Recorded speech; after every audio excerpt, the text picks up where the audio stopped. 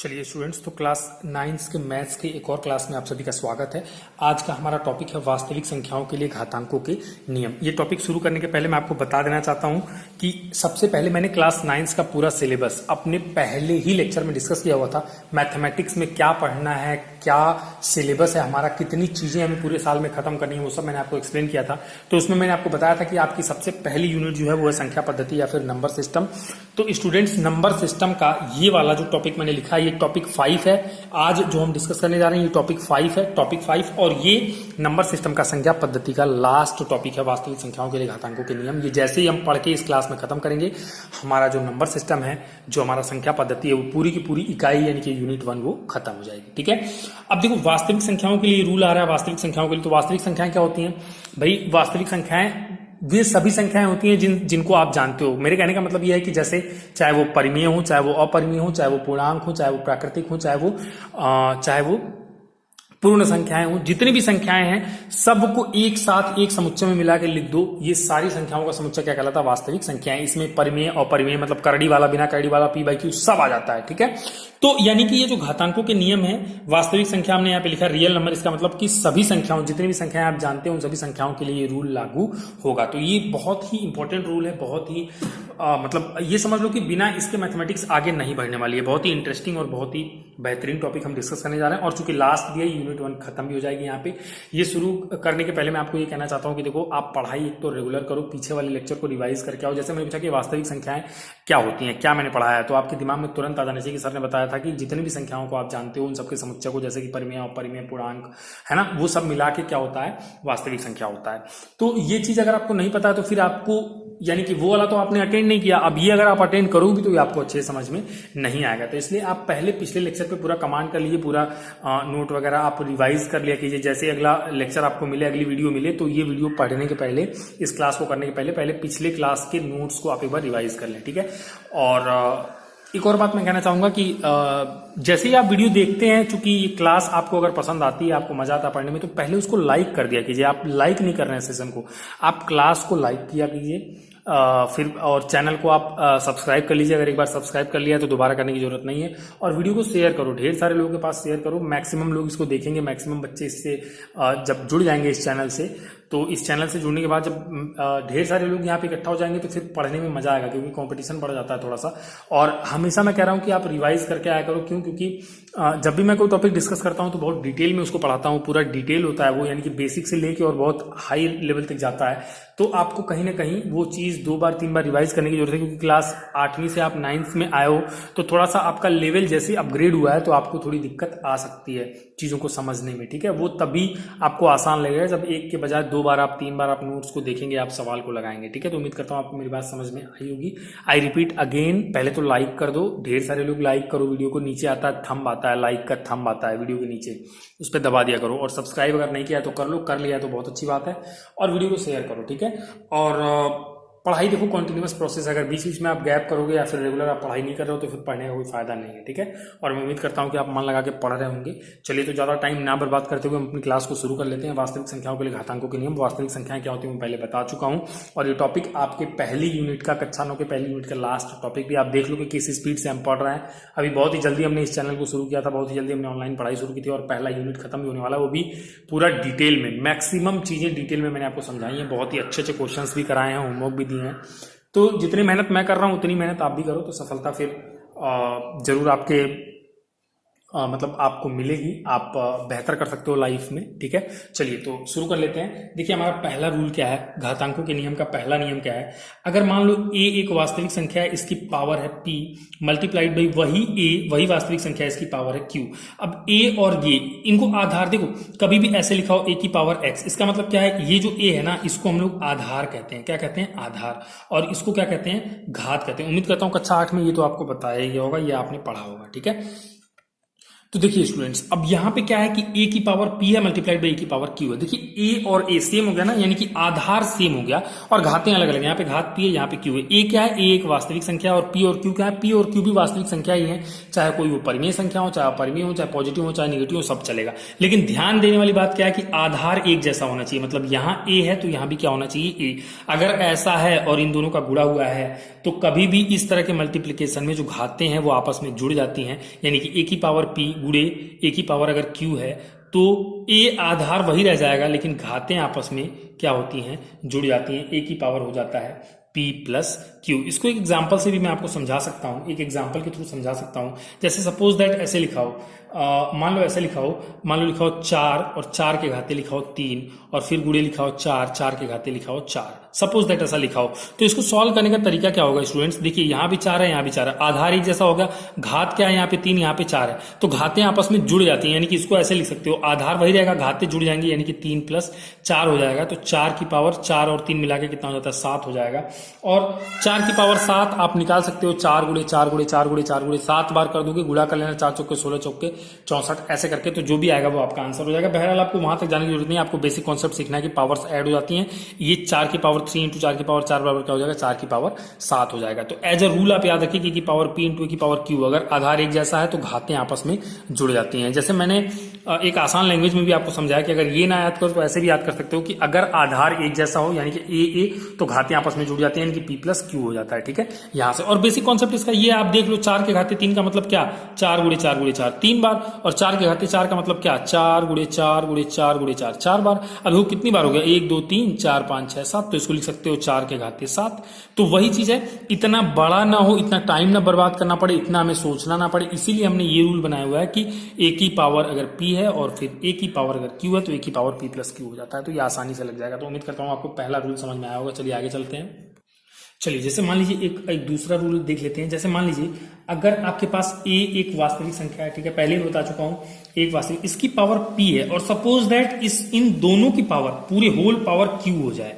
अगर a की power p और फिर कुल की पावर q हो जाए तो इसका क्या होता है, इसका जो रूल है वो ये कहता है कि a यानी कि आधार वही रहेगा, घातों का इन दोनों का आपस में गुणा हो जाता है, a की पावर ये p इंटू क्यू हो जाता है, a की पावर क्या हो जाता है, p इंटू क्यू हो जाता है। ठीक है, जैसे सपोज दैट एक एग्जांपल ले लेते हैं। जैसे 2 है, 2 की घाते मान लो 2 है और इसके घाते 3 है, ऐसा लिखा हुआ है। तो स्टूडेंट्स ये कैसे सिंप्लीफाई होगा, ये बराबर, अब 2 तो वही रह जाएगा आधार, मैंने कहा घात के ऊपर घात है, ये क्या है, एक तरह से घात के ऊपर घात है, पावर के ऊपर पावर है। ठीक है, देखो जैसे मैं आपको समझा रहा हूं ऐसे समझोगे तो चीजें आसानी से याद हो जाएंगी। घात के ऊपर घात है तो घातों का आपस में गुणा हो जाता है, यानी कि देखो पावर और कुल के ऊपर फिर से पावर, तो आधार बढ़ जाएगा 2 और गुणा हो जाएगा घातों का, तो 3 दूना कितना हो जाएगा, 6, 3 दूना कितना हो जाएगा, 6। तो ये आपका आंसर हो जाएगा, इसको आप सिंप्लीफाई कर सकते हो। देखो ये रूल बनाने का भी लॉजिक है, ये भी आसान रूल है। जैसे इसको अगर अपने बेसिक रूल से आप करो, 2 की पावर 2 का मतलब क्या, 2 गुणे 2, और इसकी पावर 3, यानी कि इस पूरे को 3 बार और गुणा है, तो यानी 1 फिर से ये 2 और फिर से ये 3, कितनी बार हो गई देखना, 1 2 3 4 5 6 बार, तो 2 की घाते 6 वही हुआ ना। लेकिन इतना बड़े में हमें ना करना पड़े, इसलिए हमने क्या किया है, ये बेसिक देखो ना, बेसिक रूल क्या है, 2 की घाते 2, इसका अर्थ क्या हुआ कि 2 गुणे 2 और उसकी पावर 3, मतलब क्या कि 2 गुणे 2 फिर से एक बार और 2 गुणे 2 फिर से एक बार और 3 बार 2, तो ये देखो कितना आ गया, 2 की घाते 6 आ गया। वही चीज है, लेकिन ये ब्रॉड ना हो इसलिए हमने इसको एक रूल में, ये बड़ा ना हो, पढ़ने में दिक्कत ना हो, इसलिए हमने एक रूल में इसको बना लिया हुआ है। ठीक है, चलिए एक और रूल देख लेते हैं। तीसरा रूल हमारे पास है, अगर सपोज दैट a की पावर p है अपॉन a की ही पावर q हो जाता है, a की ही पावर q हो जाता है, तो इस केस में क्या होता है, देखो एक मोस्ट इंपॉर्टेंट चीज है, सब में एक कॉमन चीज है कि आधार एक जैसे हैं तभी कोई रूल फॉलो होगा। अगर आधार a की जगह यहाँ पे a है यहाँ पे b हो जाता ना, ये आधार बदल जाता ना, तो ये फिर ये रूल लागू नहीं होता। मैं बार बार रिपीट कर रहा हूँ, ये आगे जब सवाल लगाएंगे तो बहुत काम आएगा और बहुत कंफ्यूजन होता है, बच्चे गलत करते हैं, इसलिए मैं बार बार रिपीट कर रहा हूँ। a की पावर p अपॉन a की पावर q है, तो स्टूडेंट्स अगर आधार एक जैसा हो और बटे में हो तो घातों का आपस में घटाना हो जाता है, यानी कि a की पावर ये हो जाता है p माइनस क्यू, a की घाते क्या हो जाता है, p माइनस क्यू। ठीक है, जैसे इसको भी एक एग्जांपल से मैं आपको समझा देता हूं। सपोज दैट मान लीजिए 4 है, 4 की पावर यहाँ पे 7 है ना, और बटे 4 है, 4 की पावर यहाँ पे 3 है। अब ये भी देखो 4, ये भी 4, आधार एक जैसा होगा तो घातों का आपस में घटाना हो जाएगा, यानी 4 के घाते 7 माइनस 3 हो जाएगा, यानी कि 7 में से 3 गया 4, तो 4 के घाते 4 हो जाएगा। तो यहां से आप देख सकते हो कि कैसे हमने सिंप्लीफाई किया है, ये इस तरीके से सिंप्लीफाई कर सकते हो। ठीक है, ये रूल आपको उम्मीद करता हूं समझ में आया होगा। अब चौथा रूल देखिए, ये भी अच्छा रूल है। अगर सपोज दैट कभी a की पावर p है और मल्टीप्लाइड बाई b की पावर भी p है, इस बार क्या हुआ स्टूडेंट्स, आधार बदल गया, a की पावर p, ये दूसरा कोई वैल्यू है b है, ये आधार, अब आधार यहाँ पे a था, यहाँ पे आधार b है, आधार बदल गया लेकिन पावर देखो, पावर एक जैसी है, a की power p multiplied by b की पावर p। आधार अगर एक जैसा है सॉरी, आधार अगर अलग अलग है लेकिन घातांक अगर एक जैसा है, जैसे कि यहाँ पे भी पी है, यहाँ पे भी पी है, यहाँ पे भी पी, यहाँ पे, तो होता क्या है कि इनका डायरेक्टली आपस में गुणा हो जाता है a इंटू बी, और इन दोनों की पावर में आप लिख सकते हो क्या, सीधे आप लिख सकते हो p। ठीक है, a इंटू बी उनकी पावर में आप क्या लिख सकते हो, सीधे आप p लिख सकते हो। ठीक है, देखो इसको यहां से ऐसे समझो, जैसे अगर इसका उल्टा लिखा हो a b और इसकी पावर p, तो इसका मतलब क्या है, a की पावर भी p है और मल्टीप्लाइड बाई b की पावर भी क्या है, p है। तो इसको अब इधर से देखो ना, ये वही तो लिखा है, a की power p multiplied by b की पावर p। तो मैंने क्या कहा कि अगर घातांक एक जैसा है और आधार अलग अलग है, तो घातांक अगर एक जैसा है तो पहले आप आधार का आपस में डायरेक्टली गुणा कर लो और बाद में उनकी घातें मिला के एक साथ लिख देना। जैसे a और b का आपस में गुणा कर लिया और p घात था ना, तो मिला के जब इनका गुणा होगा तो इन पूरे के पावर में क्या लिख दिया, p लिख दिया। और इसका उल्टे, अगर उल्टे वाले प्रोसीजर समझोगे तो ज्यादा आसानी समझ में आएगा। ये a b की पावर p है तो a की पावर भी p है और b की पावर भी क्या है, p है। तो उम्मीद करता हूं आपको समझ में आया होगा, इजी था। मैंने कहा एक बार रिपीट कर देता हूं, अगर घातांक एक जैसा है तो आधार अलग अलग भी है तो आधार का आपस में गुणा हो जाएगा। अगर ये गुणे में है, यहाँ पे प्लस होगा माइनस होगा तो ये रूल नहीं लगेगा। आई रिपीट अगेन, अगर प्लस होगा माइनस होगा तो नहीं, मल्टीप्लाई है तो रूल लग रहा है, इन दोनों का आपस में मल्टीप्लाई हो जाएगा और जो घातांक है वो वही रह जाएगा, जो अगर दोनों पे एक जैसा है तो, अगर सेम पावर्स हैं तो। उम्मीद करता हूँ समझ में आया होगा। जैसे कि एग्जांपल के थ्रू इसको भी देख लेते हैं। इसका एक एग्जांपल ले लेते हैं। मान लीजिए सपोज दैट यहाँ पे लिखा हुआ है 4 के घाते 3 गुणे 5 के घाते 3, ऐसा लिखा हुआ है। तो इसको आप क्या कर सकते हो, 3 और 3 दोनों सेम है ना, तो 4 और 5 का आपस में डायरेक्टली गुणा कर दो और इन दोनों के पावर में एक साथ लिख दो 3। या फिर इसको और अच्छे से लिखोगे तो क्या लिख सकते हो, 5 चौके कितना हो गया 20, 20 की पावर 3। आ रही बात समझ में? तो इस तरीके से इसको सिंप्लीफाई आप कर सकते हो। ठीक है, उम्मीद करता हूं आपको समझ में आया होगा। चलिए 5वां रूल देख लेते हैं। एक और रूल है, ये भी बहुत ही बेहतरीन रूल है। जैसे सपोज दैट a की पावर है माइनस पी, a की पावर है माइनस पी, तो ये क्या होता है, इसको आप ऐसे लिख सकते हो कि बटे में अगर ले जाओ, यानी कि एक बटे में कर दो तो a की पावर डायरेक्टली आप p लिख सकते हो। यानी कि दोनों तरीके से ये सही है। जैसे कि a की पावर माइनस पी है तो ये बटे में जब आएगा, इसको बराबर में एक बटे में लिख सकते हो, तो ये माइनस साइन किस में बदल जाता है, पॉजिटिव साइन में। या फिर इसका उल्टा भी सही है, जैसे a की पावर p होता और सपोज दैट इसको आप बटे में ले आते तो एक बटे में जब लिखते हैं ना, तो a की पावर ये जो p है ये माइनस p, ये बिल्कुल सही है। अगर माइनस p है बटे में ले जाओगे तो प्लस p हो जाएगा, a की पावर प्लस p है बटे में ले जाओगे तो क्या हो जाएगा, माइनस p हो जाएगा। बेसिक रूल ये, इसको ध्यान रखिए, a की पावर p है, अगर इसको एक बटे में ले जाए तो माइनस का प्लस हो जाता है। अगर a की पावर प्लस p है, अगर इसको एक बटे में ले जाए तो प्लस p जो है किस में बदल जाता है, माइनस p में बदल जाता है। बहुत ही अच्छा रूल है ये। ठीक है, बहुत ही अच्छा रूल है और ये बहुत काम भी आने वाला रूल है। इसका उल्टा भी सही है, अगर कहीं एक बटे a की पावर p लिखा हो तो इसको आप अंश में ले जाओ तो a की पावर में ये जो p है इसका चिन्ह बदल जाएगा माइनस p। यानी कि बस इतना याद रखो, बेसिकली इतना याद रखो कि अगर अंश से हर में आते हो तो घात का चिन्ह बदल जाएगा। अगर आप जैसे मान लो अंश से कहाँ आते हो, हर में, तो घात का जो चिन्ह अगर पॉजिटिव हो तो नेगेटिव हो जाएगा, नेगेटिव हो तो क्या हो जाएगा, पॉजिटिव हो जाएगा। इसका उल्टा भी सही है, अगर आप हर से अंश में लेके जाते हो किसी संख्या को, अगर आप हर से अंश में लेके जाते हो किसी नंबर को, तो उसमें भी घात का जो चिन्ह बदल जाता है। प्लस है तो माइनस, माइनस है तो क्या हो जाएगा, प्लस हो जाएगा। तो उम्मीद करता हूँ आपको समझ में आया होगा। इसको एक एग्जाम्पल के थ्रू भी मैं आपको समझाता हूँ। चलिए एक एग्जाम्पल के थ्रू इसको समझ लेते हैं। जैसे इसको एक एग्जाम्पल के थ्रू, मान लीजिए सपोज दैट 3 के घाते माइनस 5 है, तो इसको आप कैसे लिख सकते हो, 1/3 के घाते प्लस में 5, ऐसे लिख सकते हो। ठीक है, 1/3 के घाते प्लस में 5। ओके, यहाँ पे देखिए a की पावर माइनस p, a की पावर माइनस, तो 1/a की पावर p, तो 1/3 की पावर 5, ऐसे इसको आप लिख सकते हैं। ठीक है, एज एन एग्जांपल मैंने आपको समझाया। अच्छा, इसमें क्या होता है, कुछ बच्चे अपना दिमाग लगाते हैं, 3 के कहते हैं माइनस 5 है तो वो सोचते हैं कि 3 गुणे 3 गुणे 3 गुणे 3 गुणे 3 5 बार तो होगा, माइनस साइन उनके दिमाग में आता है कि कहाँ ले जाए। ठीक है, या फिर -5 के बारे में वो कंफ्यूज, तो कंफ्यूज नहीं होना है। देखो घात में जब भी माइनस है, घात में जब भी माइनस है तो उसको आप प्लस में बदल सकते हो। कैसे, अगर अंश में है तो उसको हर में ले जाओ। देखो ये ऊपर था, इसके बटे 1 यानी अंश में था तो इसको मैं कहाँ लाया, हर में लाया, और 3 के घाते 5 मैंने लिख दिया। इसका उल्टा भी सही है कि अगर हर से अंश में ले जाओगे तो घात पे जो चिन्ह है वो बदल जाएगा, +5 का -5 हो जाएगा। अभी मैंने थोड़ी देर पहले एक्सप्लेन किया है, तो ये रूल भी मैं उम्मीद करता हूं आपको समझ में आया होगा। चलिए स्टूडेंट्स, तो ये पूरे जितने भी घातांकों के नियम मैंने बताए इसको लिखिए। अभी ये नियम खत्म नहीं हुए, जल्दी से इसको लिखिए, फिर आगे बढ़ते हैं। और भी रूल है वो भी आप देख लीजिएगा, पहले इसको लिखिए फिर आगे बढ़ते हैं।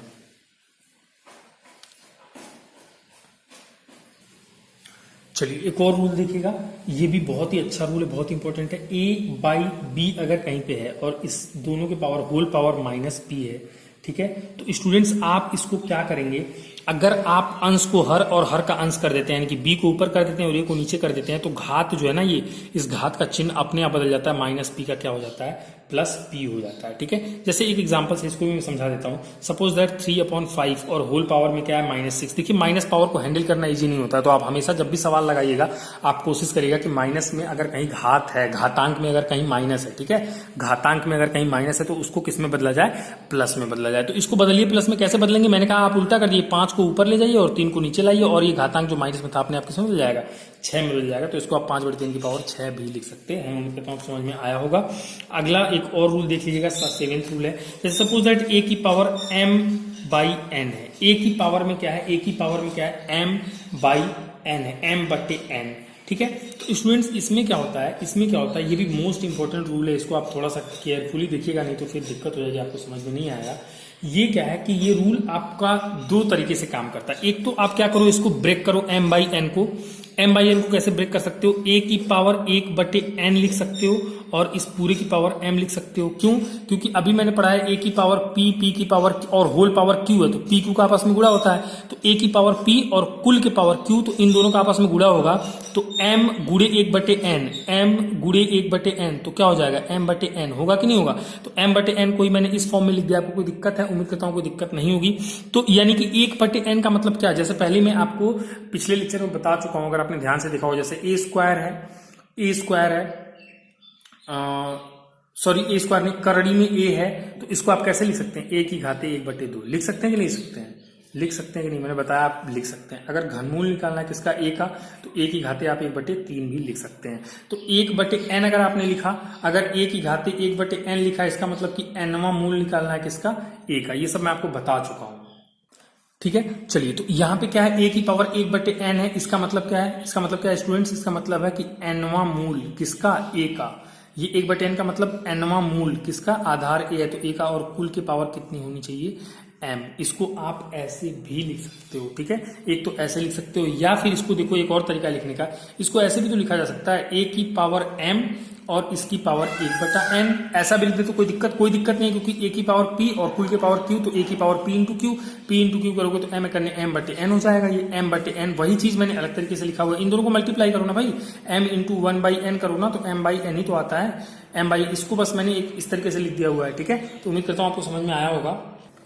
चलिए, तो ये ऐसे भी लिख सकते हैं। अब इसका मतलब क्या है स्टूडेंट्स, इसका मतलब है a की पावर तो m है ही, और 1/n का मतलब है कि इसका nवां मूल, तो ऐसे भी इसको लिखा जा सकता है। ठीक है, ऐसे भी लिखा जा सकता है। और इन दोनों केसेस में अगर बात करें m और n की, तो m और n क्या है, नेचुरल नंबर है, m, n। e for element, e को क्या पढ़ते हैं, ELEMENT, एलिमेंट, या फिर अवयव, हिंदी में क्या होता है, अवयव होता है। ठीक है, तो m और n एलिमेंट है या फिर अवयव है किसके, n फॉर क्या है, NATURAL, नेचुरल नंबर, प्राकृतिक संख्या। तो m और n वहां पे क्या प्राकृतिक संख्या है। इसका एग्जांपल भी देख लेते हैं, जरा जल्दी से एग्जांपल भी देख लेते हैं। जैसे सपोज दैट अगर लिखा हो 4 के घाते 3/2, 4 के घाते 3/2, तो इसका मतलब क्या, 1/2 को अगर पहले आप लेते हो तो 4 के घाते ऐसे लिख दो 1/2, और इसके घाते आप लिख दो 3, तो इसका मतलब क्या, 1/2 का मतलब कि वर्गमूल किसका, 4 का, और इसका पावर 3, तो 4 का वर्गमूल तो आपको पता ही है 2 होता है, 2 का पावर 3, तो कितना आ गया, 8 आ गया, है ना। या फिर इसको अलग तरीके से भी देख सकते हो, यही था ना, इसको ऐसे भी लिख सकते हो ना, 4 के घाते 3 और कुल के घाते 1/2, तभी 3/2 ही कहलाएगा। तो 4 के घाते 3 का मतलब क्या, 4 चौके 16 चौके 64, ये 64, और 1/2 घात 1/2 का मतलब क्या, कौन सा मूल, nवां मूल, यानी कि दूसरा मूल 1/2 है, तो दूसरा मूल, और 64 का करड़ी 64 का वर्गमूल निकाल दो, 8 8 64, तो 8, यहाँ से भी 8 आया, यहाँ से भी 8 आया। चाहे आपको इजी ऐसे लगे तो ऐसे सॉल्व कर लो, ये इजी लगे तो ऐसे सॉल्व कर लो। उम्मीद करता हूँ ये घातांक का नियम आपको जरूर समझ में आएगा। लिखिए, फिर आगे बढ़ता हूँ मैं।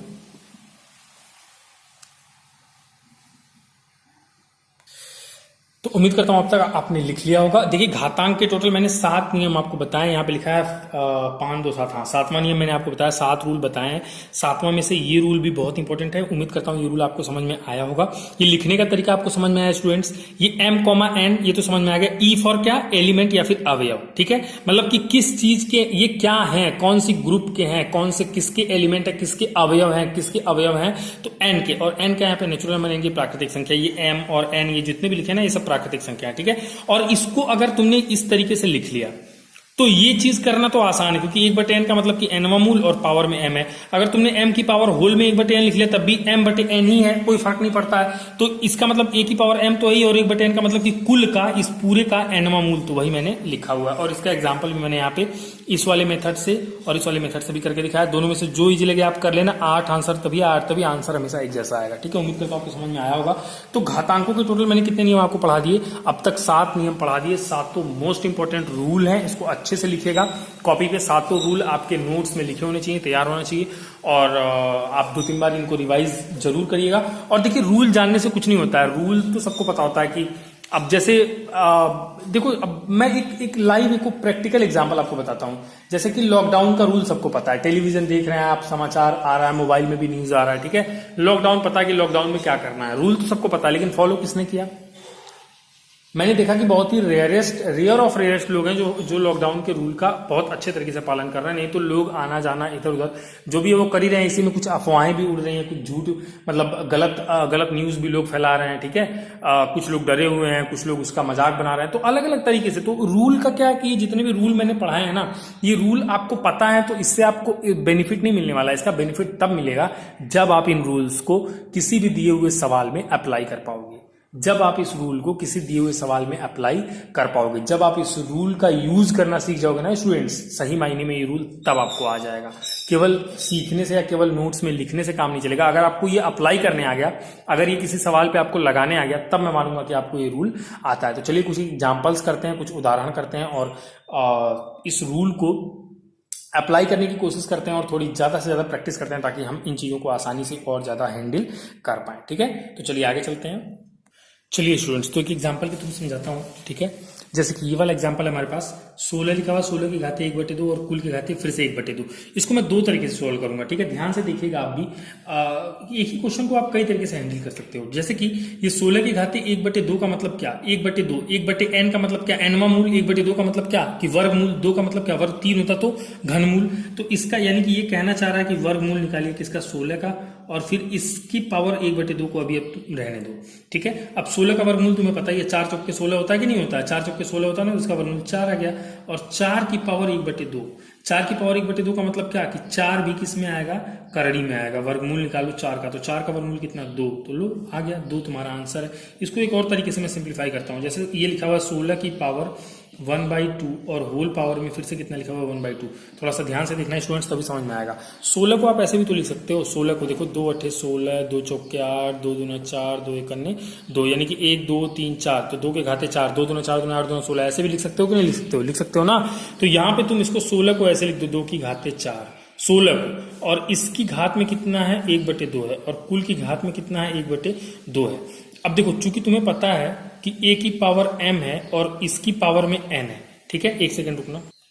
चलो देखो, a की पावर m और कुल की पावर n है, तो आपको पता है कि ये क्या होता है? a की पावर m इंटू n। ये अभी थोड़ी देर पहले मैंने ये रूल पढ़ाया है। ठीक है, अगर ये रूल आपको याद हो तो आप को मैंने पढ़ाया है। ये रूल नंबर 2 था। रूल नंबर 2 आप खोल के देखो, a की पावर p, p की पावर q, तो a की पावर pq हो जाता है। तो pq, ये p और q ना लिख के मैंने m और n लिख दिया। आपकी मर्जी है यार, pq से दिखाओ mn से दिखाओ, फर्क नहीं पड़ता है। इसलिए मैंने अलग अलग बदल भी दिया। एक बार वहां पे pq में रूल बताया, यहाँ पे मैं mn लिख दे रहा हूँ, ताकि आपको कोई कंफ्यूजन ना हो।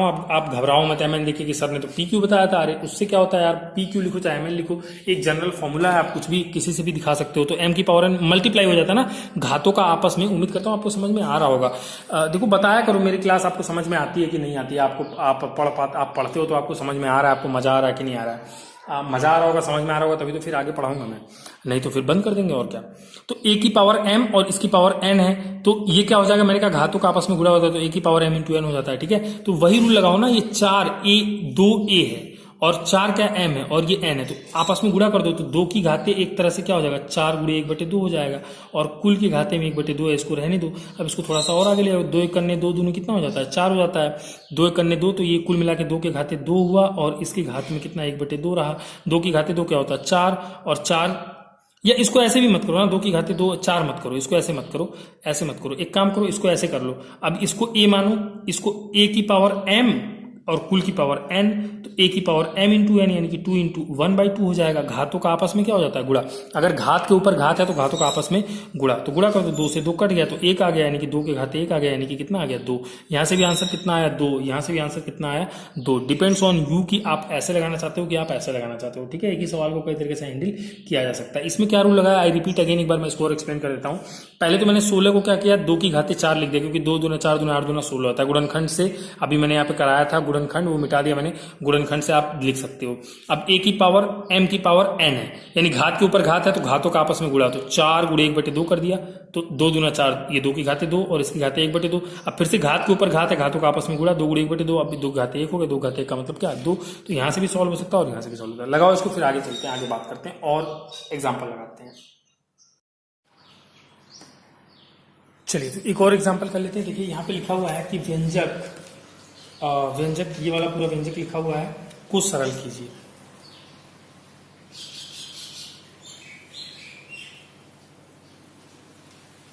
कुछ सरल कीजिए। देखिए इसको सॉल्व कैसे करेंगे। देखिए स्टूडेंट्स, सॉल्व करने के कई सारे तरीके हो सकते हैं, इसको भी सॉल्व करने के कई सारे तरीके हो सकते हैं, लेकिन अगर कोई और तरीका आप लगाते हो, जैसे सपोज दैट -1/2 लिखा है, तो आप सोचो कि इसको 1/81 की पावर 1/2 लिख दें, क्योंकि बटे में जैसे ये अभी कुछ नहीं तो बटे 1 है, हर में आएगा तो घात इसकी पॉजिटिव हो जाएगी, फिर इसका वर्गमूल निकालें तो 1/9 हो जाएगा, फिर उसकी पावर भी, तो ये देखो ना -1/4 है, तो -1/4 है तो फिर तुम 1 मतलब बहुत डिफिकल्ट कर दोगे। तो कभी गलत रास्ता मत चुना करो, हमेशा रूल जो है वो ऐसा लगाओ कि सवाल आसानी से सॉल्व हो जाए। तो अभी देखना मैं कैसे इसको सॉल्व करता हूं, आप कभी भी ऐसे सवाल आए तो वही वाला रूल लगाएं तो बेहतर है। चलिए स्टूडेंट्स देखिए, उम्मीद करता हूं आपको दिखाई दे रहा होगा। यहाँ पे देखिए, यहाँ पे 81 आधार है, ठीक है, आधार, इसकी घात कितनी है -1/2, और फिर देखो ना मझले कोष्टक में, यानी कि सबको मिला के, इस पूरे को मिला के सबकी घात में कितनी है -1/4, और फिर इन सबको मिला के एक बड़े कोष्टक में बंद किया और सबकी घात कितनी है 2। यानी कि मेरे वाले रूल के हिसाब से चलो, जो मैं आपको एक आसान लैंग्वेज में समझा रहा था कि अगर एक आधार है, आधार के ऊपर घात, घात के ऊपर घात के ऊपर घात, अगर ऐसा है तो घातों का आपस में क्या होता है, गुणा होता है, ठीक है। मेरे बताए हुए नियम के हिसाब से चलो आप, ठीक है। आप रूल को भी भूल जाओ, आप मेरे वाले रूल को याद रखो। कैसे कि घात के ऊपर घात के ऊपर घात है तो क्या करते हैं, आपस में गुणा करते हैं। तो आप इसको 81 तो रहने दो, और देखो ना -1/2, अब घात के ऊपर घात तो गुणे -1/4, और घात के ऊपर घात तो गुणे 2। ये चुपचाप तुम लिख दो।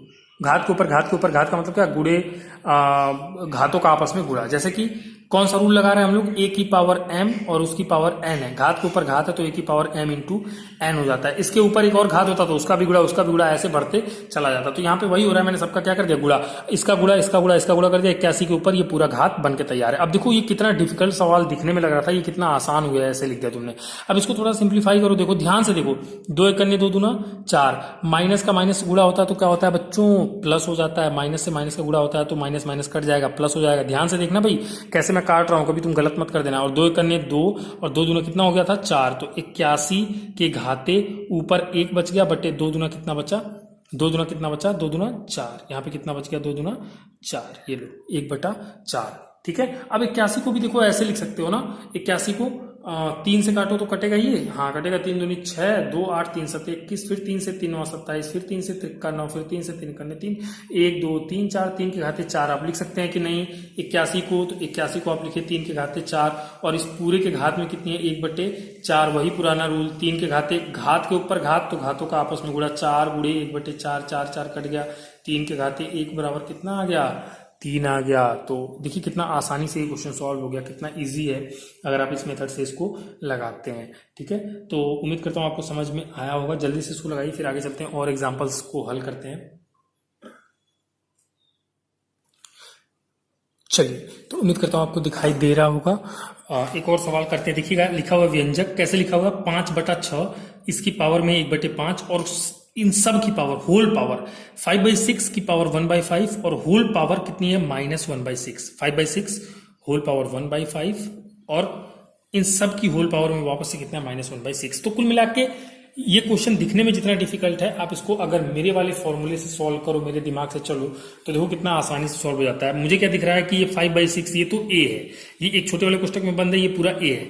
अब a की घात और घात के ऊपर फिर से घात, तो घातों का आपस में गुणा, तो इसको ऐसे लिख सकते हो ना, 5/6 है और इसके घाते 1/5 है, और घात के ऊपर घात है तो गुणा किससे, -1/6 से। देखो ना कितना इजी हो गया ये। 5/6 तुम लिख ही रहे हो, मल्टीप्लाई कर दो, प्लस माइनस का गुणा होगा तो माइनस होगा, एक में एक से गुणा होगा तो एक होगा, 6×5 कितना हो गया 30 हो गया। अब माइनस घात जो है उसका कोई अर्थ नहीं होता है, उसको सिंप्लीफाई करना इजी नहीं है, तो इस घात को प्लस में कन्वर्ट करना है।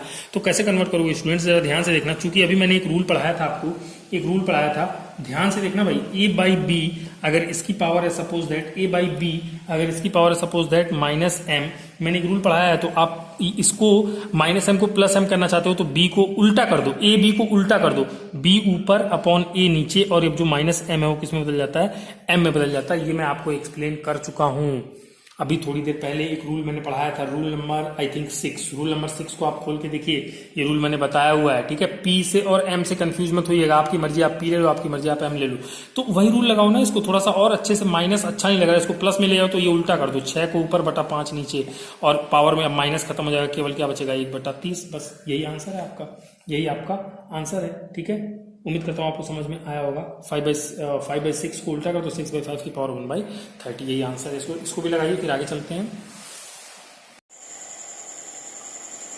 चलिए स्टूडेंट्स, तो आगे चलते हैं, एक और सवाल कर लेते हैं। देखिए यहाँ पे ये सवाल लिखा हुआ है, ये क्वेश्चन है आपका, इसका मान ज्ञात करना है, का मान ज्ञात कीजिए।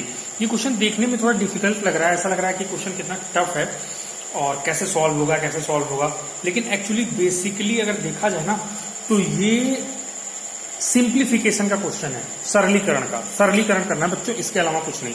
अच्छा, ये क्वेश्चन इतना इंपॉर्टेंट है, इस टाइप के सवाल, चाहे वो यूपी टेट हो, चाहे वो सुपर टेट हो, चाहे वो यूपी पुलिस हो, चाहे वो एसएससी सीएचएसएल हो, सीजीएल हो, मतलब जो भी कॉम्पिटिटिव एग्जाम्स हैं आज की डेट में, सरलीकरण से कम 3, 4, 5 सवाल जरूर आते हैं। और बच्चों ये सवाल करना मुश्किल नहीं है, इसको करने को कोई भी कर देगा। इसको करने का कई सारा तरीका हो सकता है, कई अलग अलग मेथड से आप इसको सॉल्व कर सकते हैं, अलग अलग तरीके से आप इसको हल कर सकते हैं। मैं ये नहीं कह रहा हूं कि हल करने में कोई दिक्कत है, हल आप कई तरीके से, आपका अपना मेथड है, आप अलग अलग मेथड से कर सकते हैं। लेकिन इंपॉर्टेंट क्या है, इंपॉर्टेंट ये है कि इसको कम टाइम में करना है, और जितना आसानी से हल कर सके उतना आसानी से अगर हल करेंगे तो हमारे लिए उतना ही अच्छा होगा, ठीक है। तो इसमें स्मार्ट वर्क करना है, ना कि हमें वो हार्ड वर्क करना है कि यार चलो कैसे भी करके जोड़ घटाओ बुढ़ापा करके तो हल कर ही दूंगा, ठीक है, ऐसा नहीं करना है। ओके, चलिए दोस्त चलते हैं। देखिए ऐसे क्वेश्चंस में अप्रोच कैसे करते हैं। यहाँ पे सबसे पहले क्या लिखा हुआ है, सबसे छोटा टर्म क्या है 5/2, तो एक काम करिए, जो 9/25 है और 81/16 है, इनको भी आप छोटे टर्म्स में ले जाओ, है ना। जैसे यहाँ पे मैं थोड़ा सा रफ वर्क कर लेता हूँ यहाँ पे किनारे। अब 81/16 है, तो 81 को स्टूडेंट्स आप इसका गुणनखंड कर दो, तो जैसे 3 से ये कट जाता है 27 बार में, 3 से, फिर 3 27, फिर 3 से 3 त्रिका 9, फिर 3 से 3 एकम में 3, तो 1 2 3 4, इसको यानी कि 3 के घाते 4 के रूप में आप लिख सकते हो अगर छोटे में तोड़ना चाहो तो। ऐसे ही देखो 16 है, यहाँ पे 16 है, 16 को भी ब्रेक करोगे तो आप ब्रेक कर सकते हो ना, 2 में 2 8 16, 2 चौके 8, 2 दूना 4, 2 एकन्ने 2, 1 2 3 4, यानी कि 2 की घाते 4 ब्रेक कर सकते हो कि नहीं कर सकते हो।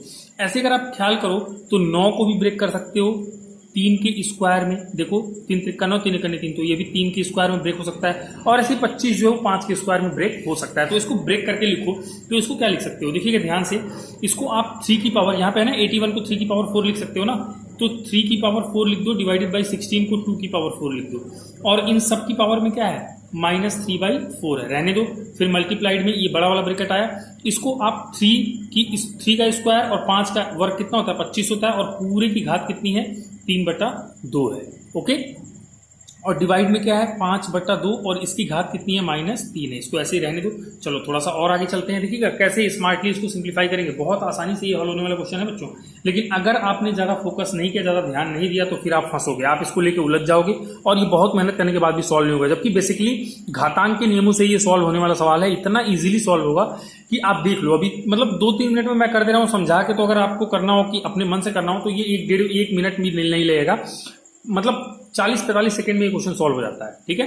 चलिए, तो अब देखिएगा यहाँ पे 3/2, 3 की पावर भी 4 है, 3 के घाते भी 4 है, 2 की घाते भी 4 है, तो मैं इसको 3/2 कुल के घाते 4 लिख दूं तो कोई दिक्कत है, कोई दिक्कत नहीं। और 3/2 कुल के घाते 4, और इस पूरे के घात में -3/2 है, तो इसको थोड़ा सा और एक ब्रैकेट लगाओ, और इसके बाहर कितना लिखो -3/4, 3/4, और बूढ़े यहाँ पे फिर बड़ा वाला ब्रैकेट। अब देखो 3 के भी घाते 2 है, 5 के भी 2 है, तो 3/5, और इनकी घात में लिख दो 2, और इस पूरे की घात में 3/2 है, तो एक और ब्रैकेट लगाओ, और पूरे की घात में कितना लिख दो 3/2, भागा है भागा रहने दो, 5/2 है रहने दो, इनकी घात में -3 है रहने दो, ब्रैकेट बंद कर दो।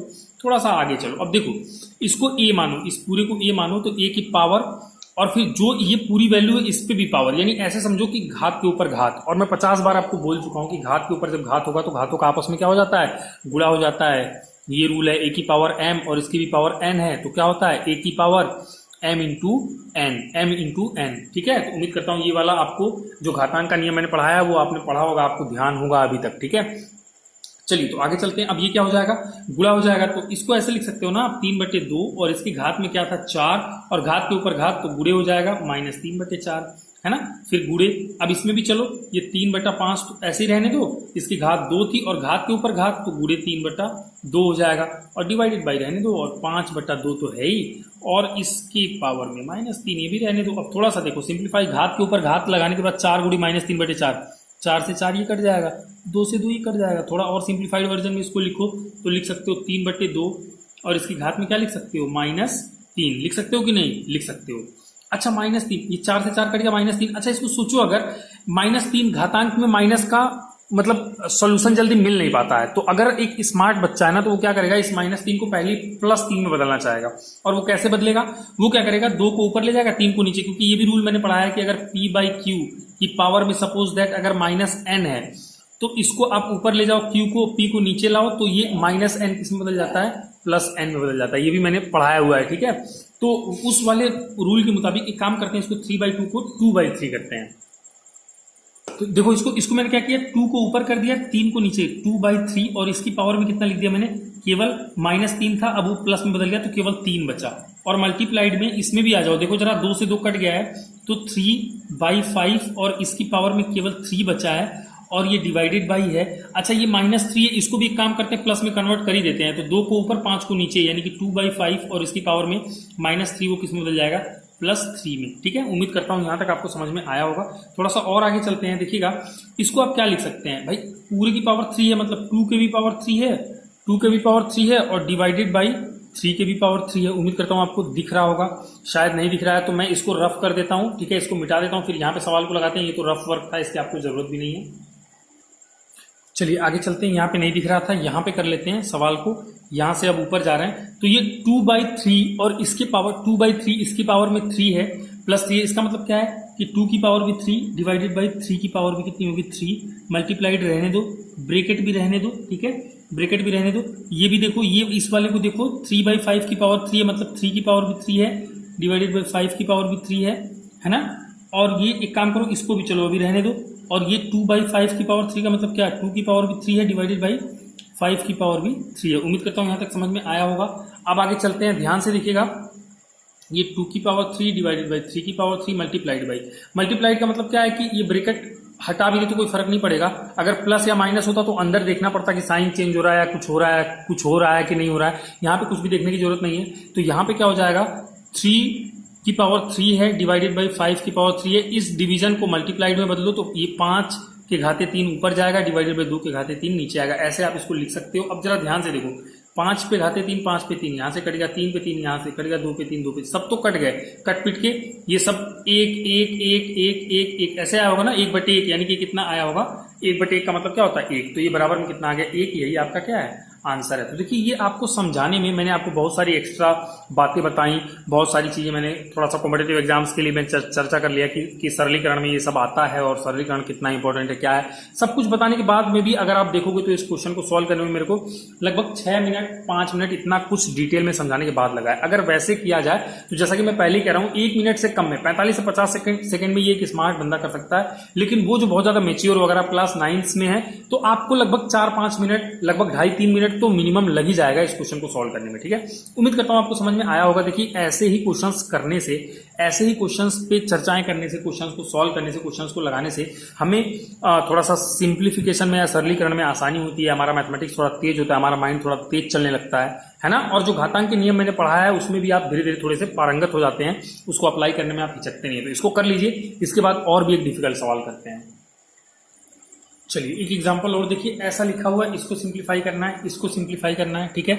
ये आपके सामने सवाल है, का मान ज्ञात कीजिए। ये भी क्वेश्चन थोड़ा दिखने में आड़ा टेढ़ा लग रहा है, लेकिन ये इसको आप अगर सॉल्व करेंगे तो ये इजीली सॉल्व हो जाता है, इसमें भी कोई बहुत डिफिकल्टी नहीं। पर आपको कुछ एक रूल पता होनी चाहिए। जैसे कि एक रूल मैंने कराया था आपसे कहा था कि अगर nवां मूल निकालना हो x का, तो ये ऐसे भी लिख सकते हो x की पावर 1/n, या फिर जैसे मैंने कहा कि वर्गमूल निकालना हो x का, तो आप x की पावर 1/2 लिख सकते हो।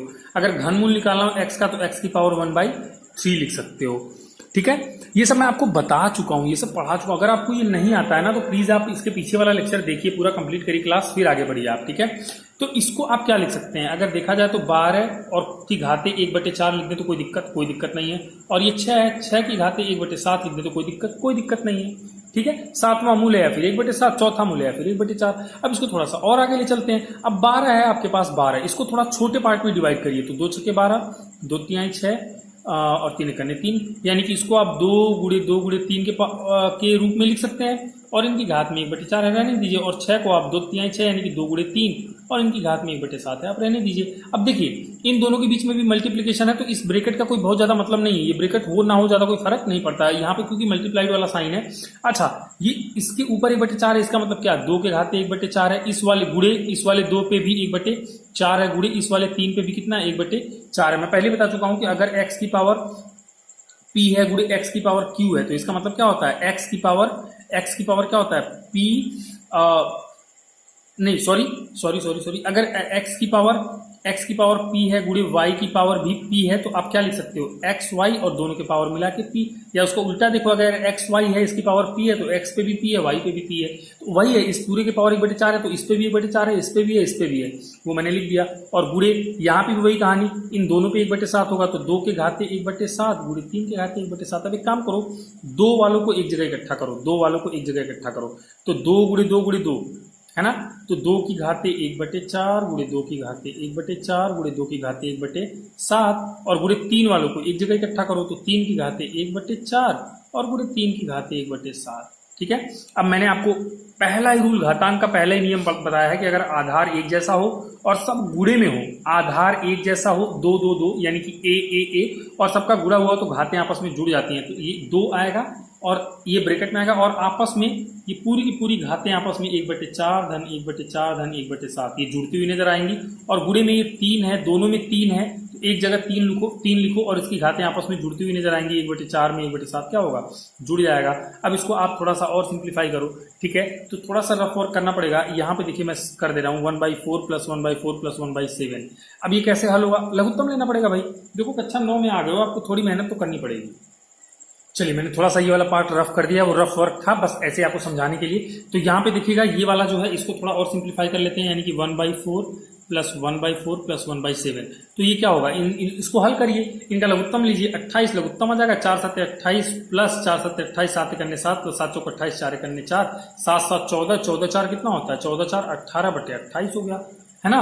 तो इस पूरे को हटा के ये तीनों को जोड़ के 18/28 लिख सकते हैं कि नहीं लिख सकते हैं, तो चलिए लिख देते हैं। ये 2 की पावर में कितना हो गया, 18/28 हो गया, और मल्टीप्लाइड बाई 3 की पावर में देखिए क्या है, 1/4 प्लस 1/7।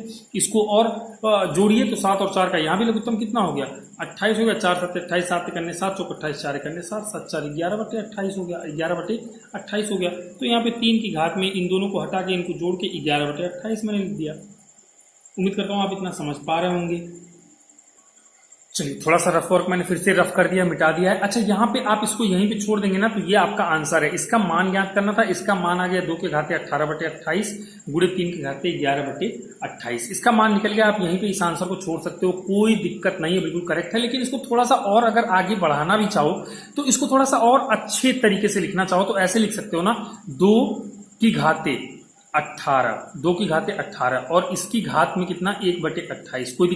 कोई दिक्कत नहीं है, क्योंकि इन दोनों का आपस में गुणा होगा तो 18/28 हो जाएगा कि नहीं हो जाएगा। ये लिखना, ऐसे लिखने का तरीका मैं पहले भी आपको सिखा चुका हूं। देखो बच्चों, ये छोटी छोटी बातें आपको कक्षा 9 में सीखनी है, यही कैलकुलेशन आपको स्ट्रॉन्ग करनी है। ये जो लॉजिक मैं लगा पा रहा हूँ, ये लॉजिक आप भी लगा पाओगे। पर डोंट वरी, आप ये सोचो कि अचानक से जैसे सर करते जा रहे हैं, कैसे सोच रहे हैं, कैसे नहीं सोच रहे हैं, घातांक के नियम के हिसाब से ही सोच रहे हैं। पर सवाल की ज्यादा प्रैक्टिस है, इसलिए हम ऐसा सोच पा रहे हैं, आपके पास कम है तो आप नहीं सोच पा रहे हो, तो इसलिए प्रैक्टिस करो, सबको समझ में आएगा। ठीक है, ऐसे लिख सकते हो। और मल्टीप्लाइड बाई, देखो 3 की पावर में भी आप एक काम करो, घात में 11 और इन दोनों की घात में 1/28 लिख सकते हो कि नहीं लिख सकते हो ना।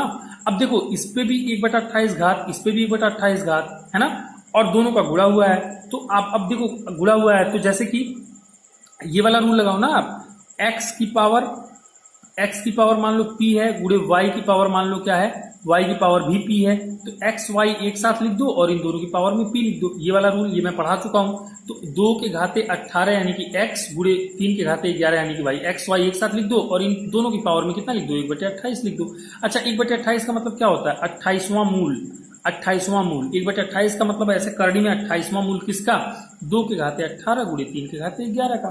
तो 2 के घाते 18 गुणे 3 घाते 11 और इनका 28वां मूल। तो ऐसे भी अगर लिख दोगे तो ये आंसर का थोड़ा सा और सिस्टमेटिक रूप आपने बना दिया, थोड़ा सा और अच्छे वे में इसको लिख दिया। अदरवाइज आप ऐसे ना लिख के ऐसे भी लिखोगे तो कोई दिक्कत नहीं है। ठीक है, उम्मीद करता हूँ आपको समझ में आया होगा। देखिए स्टूडेंट्स, मैं आपको एज अ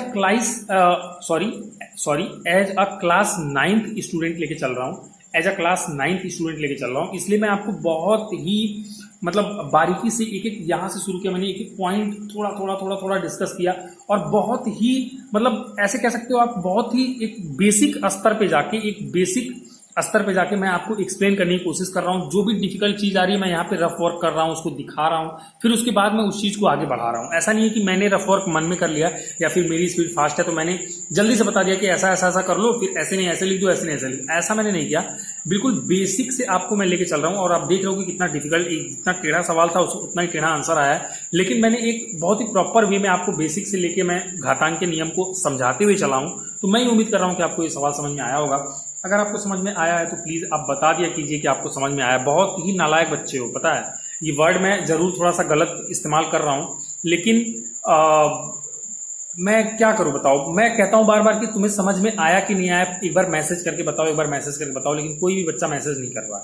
तो ठीक है, जिसको पढ़ना होगा पढ़ेगा, नहीं पढ़ना होगा तो अपने घर रहे। लेकिन फिर भी अगर आप बताएंगे तो फिर हमें आइडिया लगता है कि हाँ आपको समझ में आ रहा है, फिर मैं उसी हिसाब से चीज़ों को एक्सप्लेन करूंगा ना। लेकिन आप समझते ही नहीं, चलो कोई बात नहीं, जो पढ़ने वाले बच्चे पढ़ेंगे नहीं तो मैं क्या कर सकता हूँ। लिखिए इसको, फिर आगे एक और एग्जाम्पल करते हैं। चलिए स्टूडेंट्स, तो अभी मैं अपनी बात आज के लिए यहीं पे ख़त्म करना चाहूँगा। वैसे तो इसमें और भी एग्जांपल्स मुझे कराने हैं। अभी मुझे लगता है कि कम से कम 7-8 एग्जाम्पल और करने हैं, मतलब आधे घंटे का लेक्चर और बचा हुआ है। लेकिन अगर इसी लेक्चर में मैं कंटिन्यू करता हूं तो ये लेक्चर 1.5-2 घंटे का हो जाएगा और फिर आप बोर हो जाओगे, आप पढ़ोगे भी नहीं। तो इसलिए मैं इस लेक्चर को 2 पार्ट्स में डिवाइड कर देता हूं। एक घातांकों के नियम का भाग 1 जो अभी आपको मिल गया है, और घातांकों के नियम का भाग 2, वास्तविक संख्याओं के घातांकों के नियम का भाग 2, ये आपको कल या परसों में मिल जाएगा। उसमें केवल एग्जाम्पल्स करेंगे, केवल सवाल लगाएंगे। लेकिन बच्चों देखो, सवाल मैथ्स में क्या है, मैथ्स में भाई सवाल है, सवाल जितने ज़्यादा लगाएंगे उतने ज़्यादा मैथमेटिक्स में हम अच्छे हो जाएंगे। मैथमेटिक्स में फॉर्मूलाज और ये सब तो बस एक लाइन का होता है। इंपॉर्टेंट क्या है, प्रैक्टिस करना, सवाल लगाना। ठीक है, तो इसलिए मैं और भी सवाल आपको कराऊंगा और भी प्रैक्टिस आपको कराऊंगा, लेकिन वो नेक्स्ट वीडियो में, नेक्स्ट क्लास में। ठीक है, आज के लिए मैं यहीं पे इसको रोकना चाहता हूं क्योंकि सारे रूल तो हमारे हो गए हैं। अगर मैं वही आधे घंटे के और लेक्चर को आगे बढ़ाता हूं और मैं और भी एग्जांपल्स करा देता हूं, आपको और भी चीज़ें एक्सप्लेन कर देता हूं, तो फिर ये संख्या पद्धति आपका पूरा यूनिट खत्म हो जाता है। लेकिन मैं इसको बहुत लंबा नहीं खींचना चाहता हूँ। मैं चाहता हूँ कि छोटी छोटी वीडियोज़ हों, आपका भी पढ़ने में मन लगे। तो इसका भाग 2 में लेके आऊँगा, भाग 2 आप कंप्लीट करिएगा, फिर संख्या पद्धति खत्म हो जाएगा।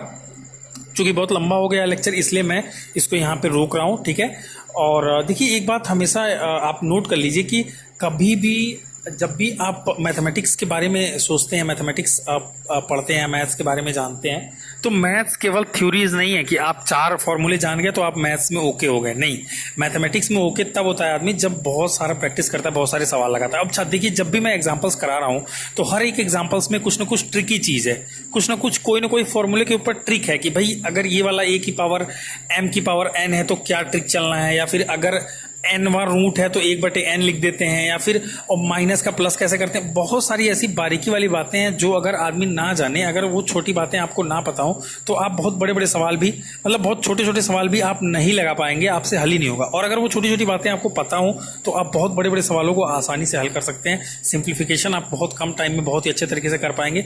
तो और भी प्रैक्टिस करेंगे हम, लेकिन नेक्स्ट क्लास में। आज के लिए इतना ही, थैंक यू।